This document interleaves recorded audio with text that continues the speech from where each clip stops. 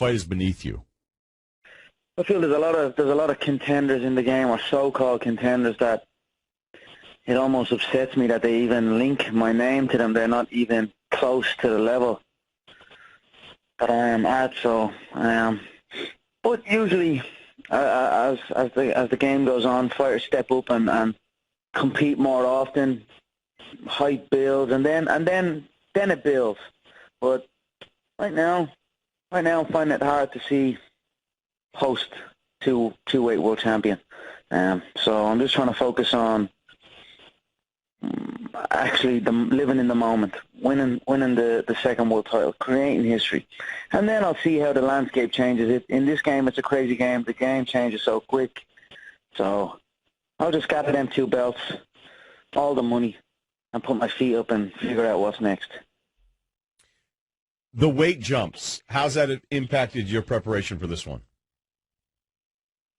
Yeah, it's actually, it's a weight jump from when I'm champion at 145 pounds. It's actually a weight, I'm actually coming down from the last 2 previous fights, which I stepped up at 170.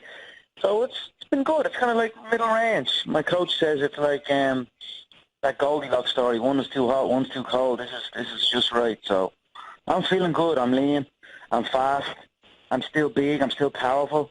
So it's been good. I feel good. I'm ready to go and put on a show for the fans here in New York City. The energy is tremendous throughout the city. My hotel room is outside the hotel is insane. The fans are really embracing this whole event, and I'm going to go out and put on a show for them. Yeah, you mentioned it. I mean, New York, it's something that UFC fans have wanted to happen for so long. It's the first UFC card there. How has it been different for you from your perspective as opposed to Vegas or other venues?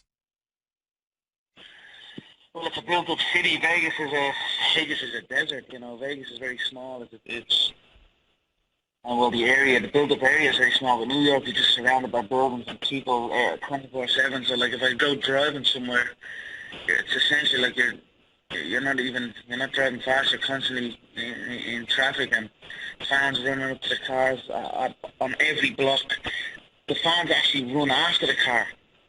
Or run after the cars as we're going from one place to the other, so they can get to the next place. So it's been crazy. The support has been amazing.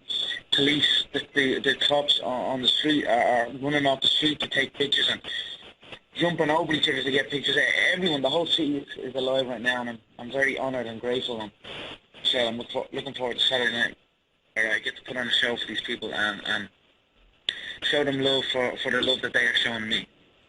When you were talking about the fight and talking about Alvarez, you said that when the fight's done, his wife and kids won't ever recognize him again. And I think a lot of people who, just sitting back, they're like, whoa, that's pretty harsh. Do you ever regret anything you say in these lead-ups? No, it might be harsh, but guess what? It's a harsh business. It's a dangerous game, and if it's facts, it's facts. So, I just revert to my old friend, the truth, and it guides me. So that's it. He will be unrecognizable after this fight, unless his chin doesn't hold up and he goes asleep on the first blink, which could very well happen. He has been dropped multiple times, but he has shown solid toughness. That's why he's a champion in multiple organizations. He's been a champion where he was. He's a champion now in the UFC. He's a tough man.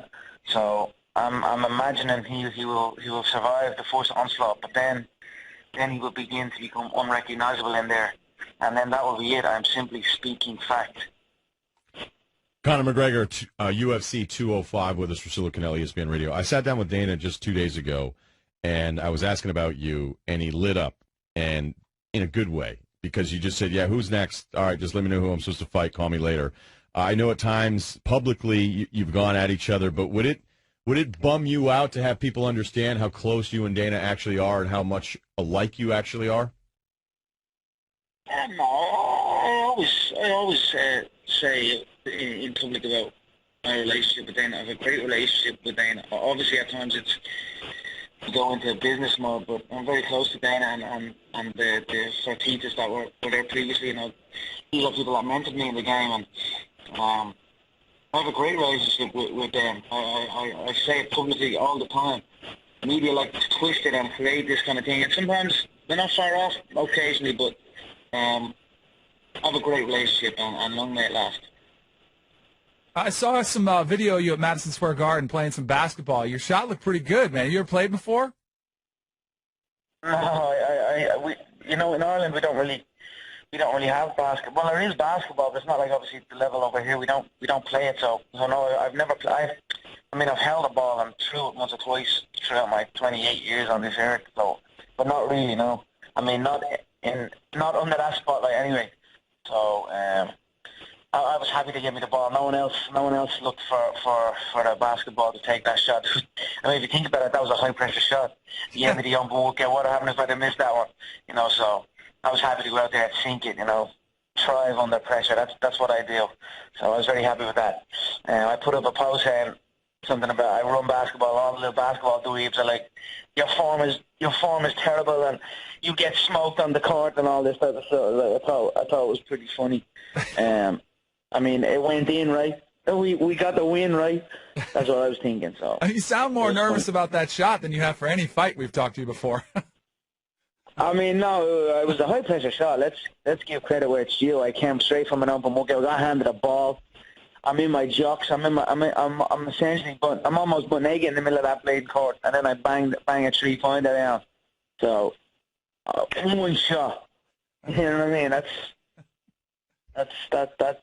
you don't see that happening often, so I'm happy with it. Well, the left is always good, so we knew that from Conor McGregor. You mentioned, 2 belts, put your feet up. And it only takes me one shot with that left. That's right. What do you want to do after this? And I know you've been asked that before, but part of it is the game and selling the fight and selling yourself, which you've done really, really well. But what would you want to do when you're done with all of this? Because you've flirted and kind of teased us in the past that maybe you're going to get out of this quicker than you think. I've decided I'm going to run for president of America. There's an opening. I heard. The public's not happy. I might swoop in. So you're not a Trump guy? Is that what you're telling us, Conor? No, I mean, I don't think he'd probably do okay. You never really know what's going to happen. I mean, I don't know. You never know. He might do good. I don't really. I'm only joking with you about that. I don't really know anything about politics or even the Trump and thing. It's just because I've been out here and I've been seeing it on the TV, and I found it kind of amusing. It's kind of like it's like verbal warfare they're going through, and like literally through verbal warfare they're insulting each other. Like not like it doesn't seem like normal president race or something. So. Well, but I don't know. You never know. He might do good. It's different. You never know what'll happen. So. It ain't going to affect me. That's all I know.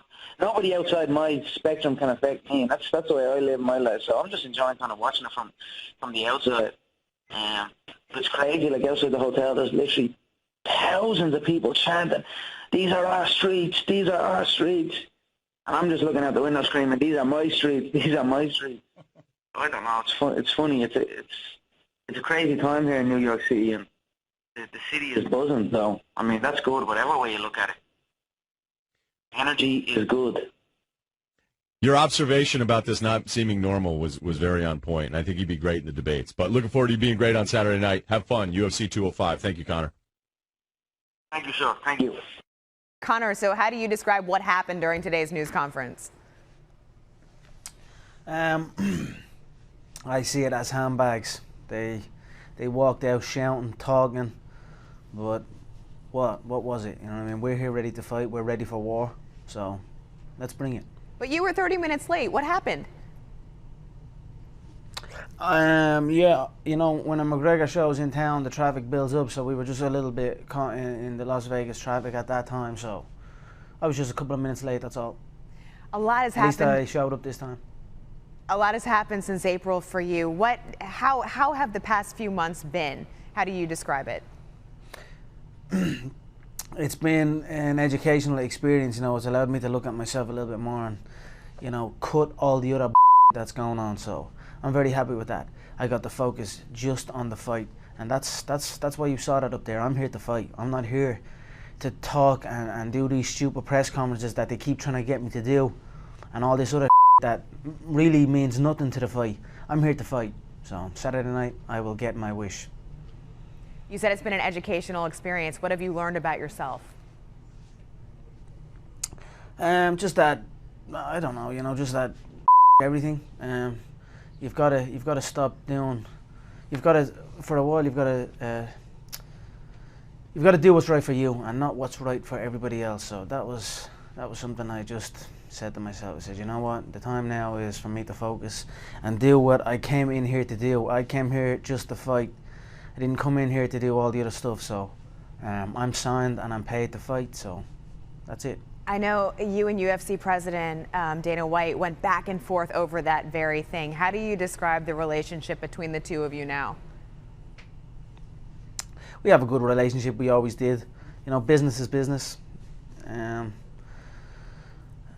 Business relationship is different than anything else. So we have our moments in that. But other than that, we have a great relationship.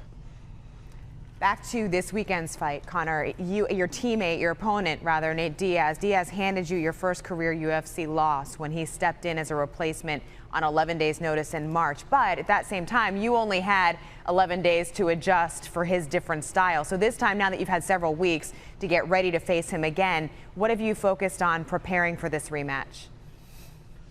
I've brought in heavier body